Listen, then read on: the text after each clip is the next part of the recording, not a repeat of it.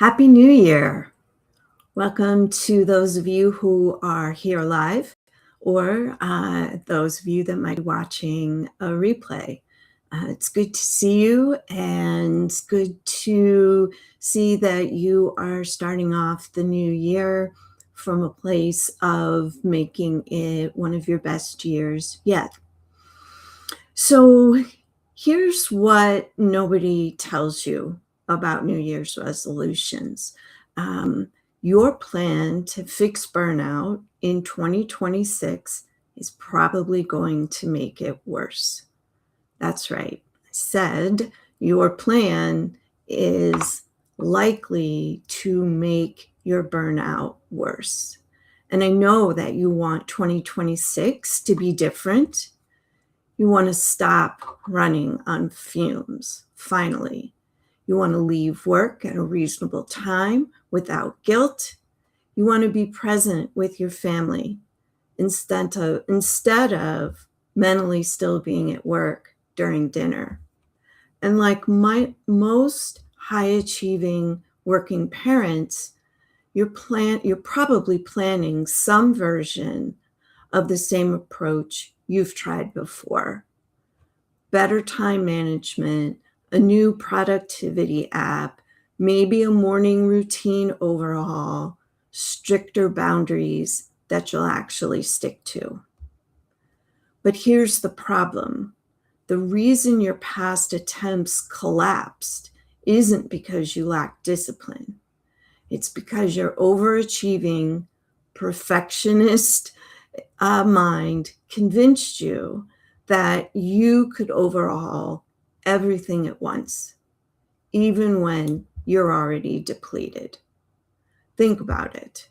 When you're running on empty, barely surviving on coffee and willpower, and your brain won't shut off at 3 a.m., is that the best time to completely redesign how you operate? I don't think so. That's not a strategy. That's a setup for failure. Thanks for joining me today. We're currently live on LinkedIn and YouTube. My name is Karen, and I coach high achieving working parents to stop sacrificing sanity for success. Today, I'm going to show you the 3 mistakes keeping you stuck in the overwhelm cycle and the actual system that lets you make 2026 your best year without burning out. So first, let me know, where are you tuning in from? I would love to know. Are you somewhere in the US? Are you tuning in from another country? Let me know in the chat where you're tuning in from. I am in the Baltimore area on the East Coast of the US. How about you? Where are you tuning in from? Okay, so let's talk about the first mistake, and that is overestimating how much change you can handle at once. As I mentioned, overachieving, a perfectionist mind makes it really hard for you to be realistic about how much you can change at one time. You're already depleted from Q4 and holidays, likely. Then January 1st hits, and you plan to overhaul your morning routine, your productivity systems, your boundaries, your meal prep, your exercise, your entire schedule, all at once. So first or 1 or 2 weeks, full speed, wake up early, stick to the plan. Week 2, Wednesday, one of your kids gets sick. There's a work crisis. Your partner has an emergency. The result, everything collapses and you feel like a failure. Sorry about that. So what's the fix for this? It's called progressive building. Pick one change, practice it for 3 to 4 weeks until it's automatic, then add the next. So here's an example. Not wake up earlier, meditate, journal, work out, and meal prep dinner for later in the day. Instead, how about starting with just consistent sleep, going to bed at 10 p.m., 10:30 p.m. for 3 to 4 weeks. You build systems that work even on your worst days, not just when you're motivated the first week of January. The result is that your intentions don't collapse by March. They become systems still running at year's end. You actually transformed instead of survived. So which describes you right now? Have you signed yourself up for a full overhaul, or be one change at a time? Let me know in the chat. A, full overhaul. B, one change at a time. Okay, let's talk about mistake number 2. Focusing on time management instead of energy management. For those of you who've been listening to me for a while, you know this is something that I think is foundational. Trying to manage time better is a problem when your energy isn't going to the right tasks. Let me say that again. Trying to manage time better when the real problem is where your energy is going. Every productivity book promises manage your time better, be more efficient, fit more into your day. So you time block, you batch tasks, you optimize your schedule. You do fit more into your day, more meetings, more tasks, more responsibilities, but you're still exhausted. You're still overwhelmed, and your pace is even more unsustainable. This was my greatest wish when I had school-age kids, which was that I felt if I could just learn to manage time better, then I could make it all the way through my to-do list and get everything done. There's a lot of problems with that thinking, but today we're going to just focus on shifting from managing time to start managing energy. Time is finite. You can't create more hours, and we all have the same number of minutes each day. But energy is renewable. When you protect it strategically, it can be restored. The question isn't, how can I fit more into my schedule? That is actually the recipe for burnout. The question is, where is my best energy going? And is it going to my highest impact responsibilities, either at work or at home? So here's the fix. First, identify where your energy, when your energy is at its highest during the day. Not when you should be productive, but when you are actually most focused. So for me, I learned over time, it's first thing in the morning.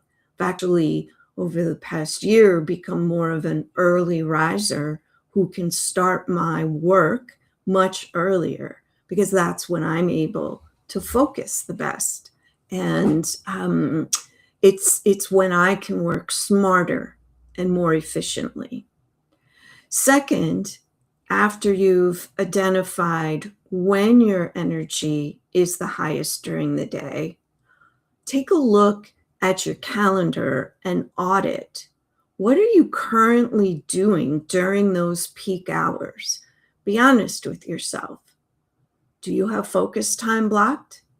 Or is it meeting after meeting after meeting? Or maybe, like a lot of people, you start your day by using your highest amount of energy to make your way through emails.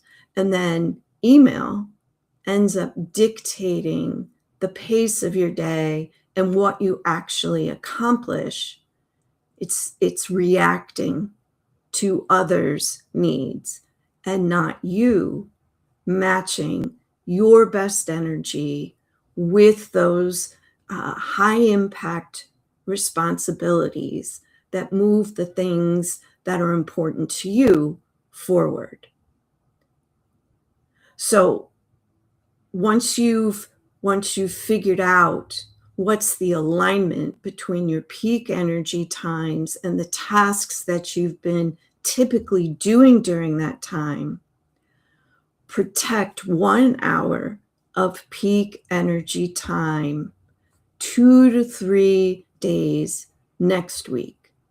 Just 1 hour, block it, make it a non-negotiable. It's as important as a meeting with your manager. I know it's going to take a while to shift that perspective, but that's what you want to manage your time. Manage your energy instead of your time. And here's something that's really critical. You're not using this focused hour, this protected hour, to clear more tasks such as email or admin or things that do not require your best mental energy. You're protecting it for what actually transforms your life: strategic thinking, proactive planning, investing in yourself. So let me tell you about Jessica. She's a marketing director, mom of 2 school-age kids. And every evening she realized she was mentally fried. She didn't have the patience that she wanted with her kids, made it hard to spend quality time with them. She was going through the motions at bedtime and collapsing on the couch, scrolling. So she did an energy audit and determined that her peak hours, like 9 to 11 a.m. in the morning, that's when she was sitting in meetings and doing email. Her focus time was getting pushed later and later into the day, say around 4 o'clock, when her brain was depleted. And what she discovered was that after intense focus work in the afternoon, her brain kept working and it couldn't shut off. And that mental processing kept going and spilled over into the evenings at home with her family. So she made one change. She protected from 9 to 10 a.m., three days a week for focus work. No meetings, no emails, no admin tasks. And within about 2 weeks, she noticed a major shift. When she did focus work in the morning, her brain had the rest of the day to wind down. So by evening, when she came home and was no longer at work, she had the mental energy left. She was patient during dinner. She was present during bedtime. And she actually could have a conversation beyond just logistics for the next day with her husband. So she aligned her best energy with her highest impact responsibilities and had energy left over for what mattered most to her, her kids and her partner. So, where does your peak energy go right now? Does it go to meetings or does it go to strategic planning? Meetings, admin, things where you're just putting out fires and responding to others' urgencies, or B, strategic planning that allows you to intentionally focus on the things that move your responsibilities, your what matters most to you forward. Okay.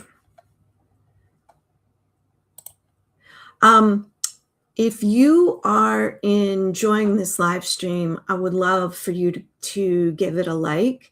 That will give the algorithm immediate little bump and let it know that you're enjoying it and maybe others would too.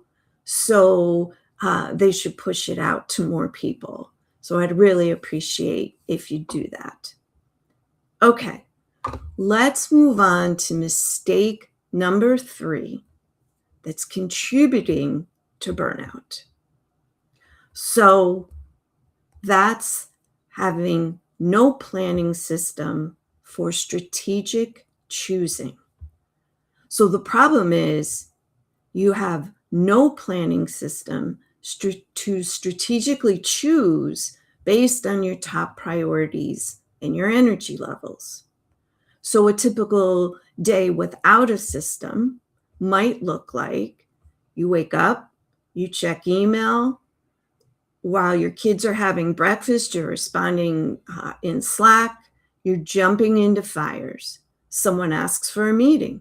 You say yes because you have no framework to help you decide, does this deserve my time and energy? A project lands on your desk soon as you get into the office. You take it on.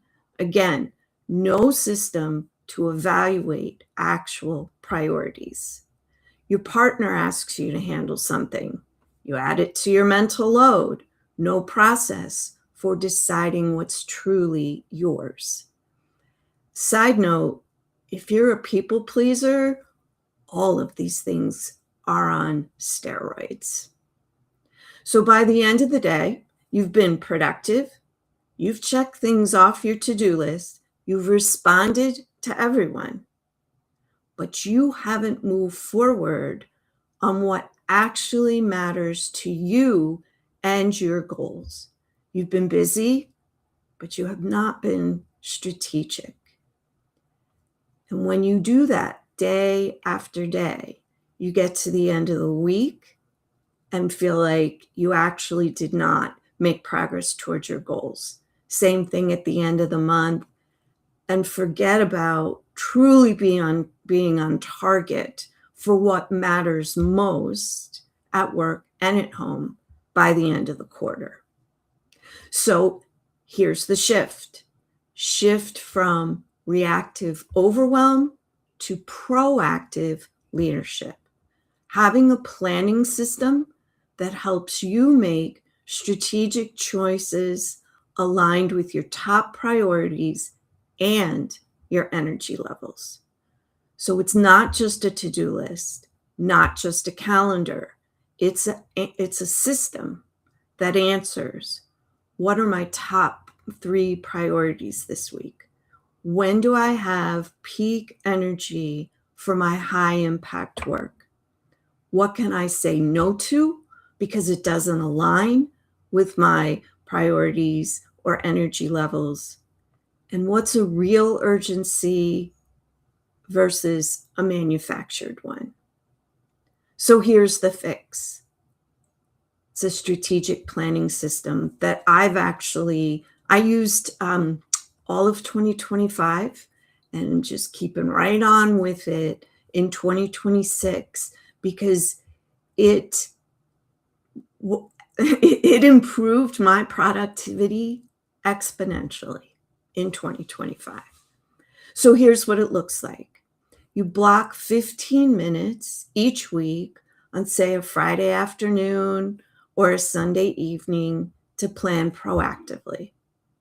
You identify your top 3 priorities for the next week, not 10 things, just 3.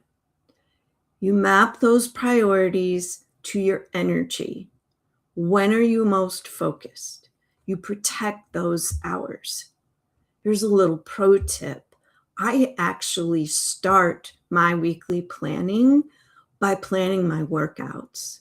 I have to get them done first thing, really, in the day to make sure they happen. And I start by planning out what I'm going to do each day based on what my client sessions look like. And that way, I'm not arriving at the gym deciding, oh, what am I going to do today? I already know because I strategically chose based on energy levels and also my top priorities and client sessions or other meetings that were already on my calendar. So after you map those priorities to your energy across the week, then consider these decision filters. If something comes in, a request is made of you, do they align with your top 3? Does it align with your top 3 priorities? Do you have the energetic capacity for it? For example, because my energy is pretty much tapped out by the end of the day, I don't do a lot of talking in meetings or phone calls in the evening because I'm done and I just don't have the energy. And so I'm starting to let people know that. I'm starting to let my family and friends know evening isn't the best time to talk with me. I'm wiped out. Could we schedule something earlier in the day or on weekends? Third decision filter of requests that come in. Is this a real urgency or can it wait? I actually had a client who was part of his kind of winding down his workday. He would check all his voicemail messages. He would call each person back who needed something from him and quickly ask, is this something that can wait until tomorrow? And if it could, he would just put it to the top of the list after his focus time and get back to that person.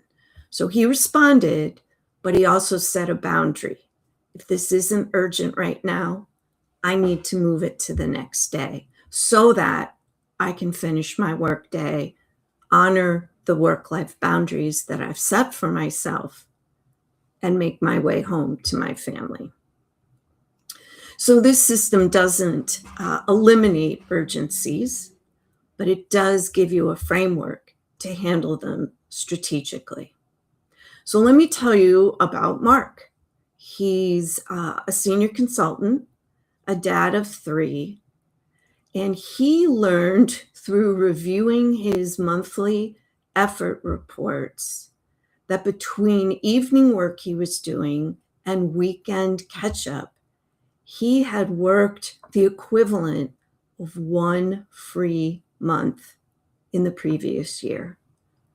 So he got paid for 12 months, but he worked the equivalent of 13 months. 1 month unpaid overtime, time stolen from his kids' soccer games, family dinners, and any rest for himself. He kept telling himself that once this project wraps up, I'll pull back. But there was always another project, another urgent request, another weekend needing just a few hours. Here was the real challenge. Urgent requests to solve this immediately constantly pulled him out of his deep focus work. Every interruption cost him time to think and enforced exhausting context switches.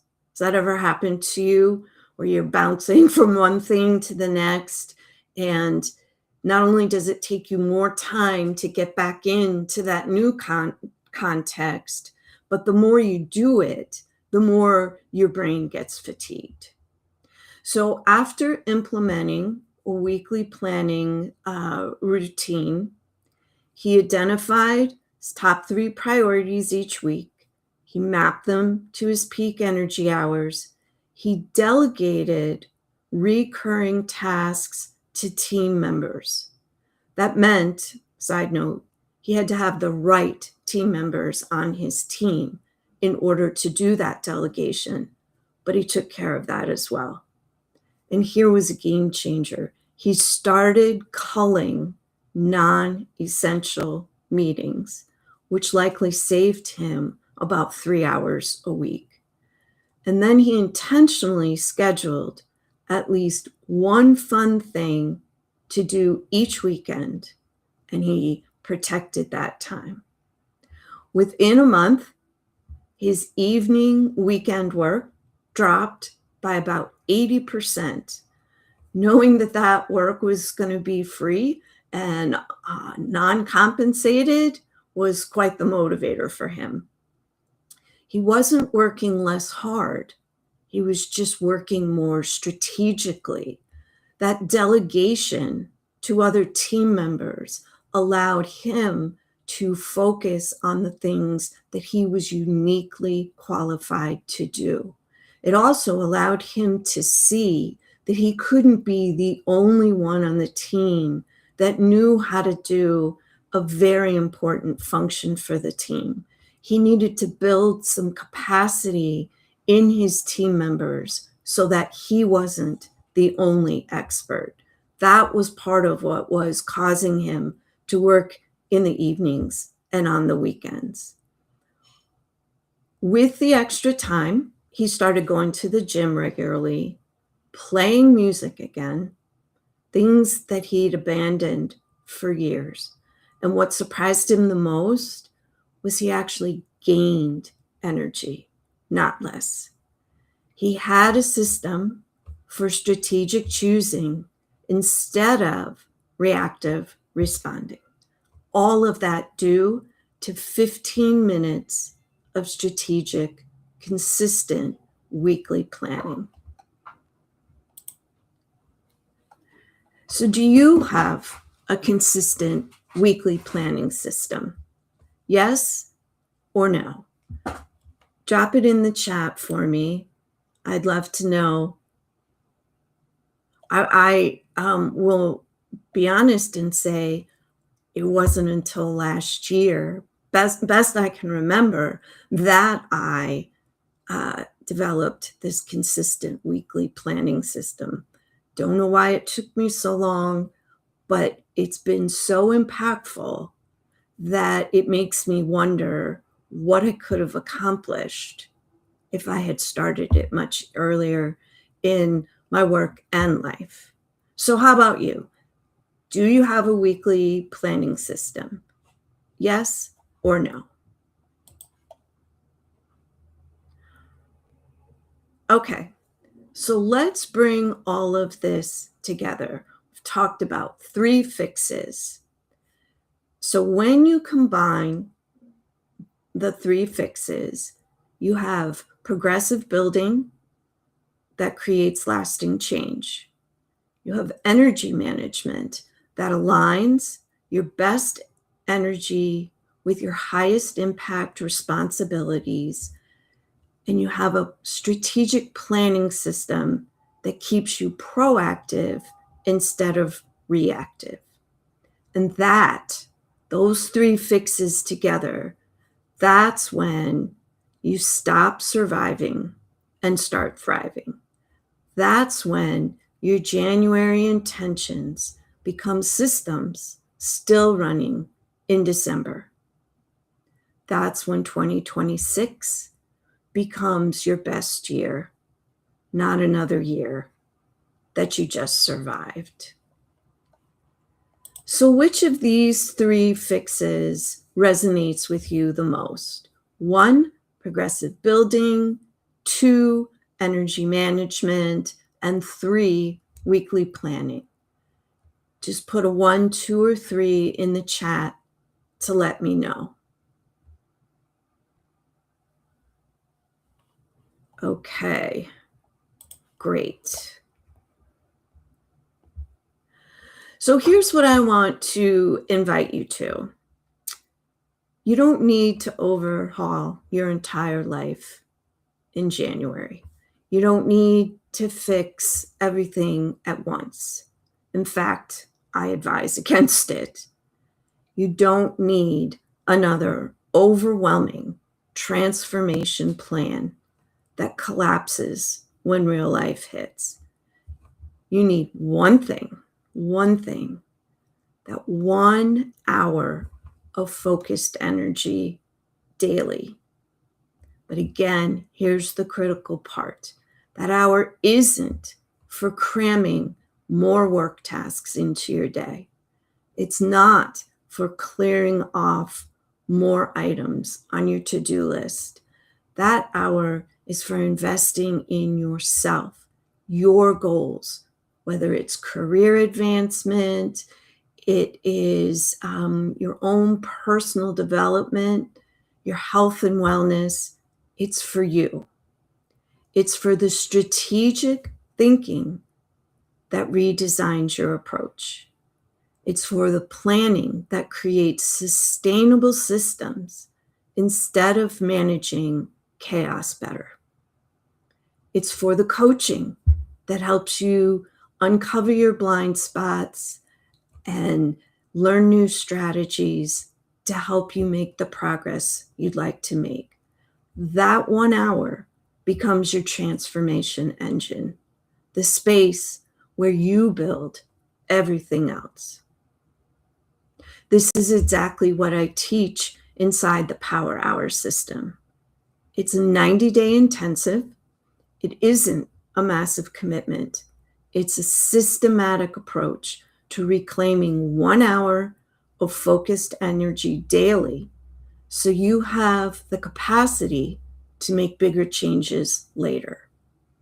I walk you through 3 strategies to reclaim 1 hour of focused energy daily. Number 1, energy-aware scheduling. Track your natural rhythms and plan around your highs and lows. 2, deep work by design.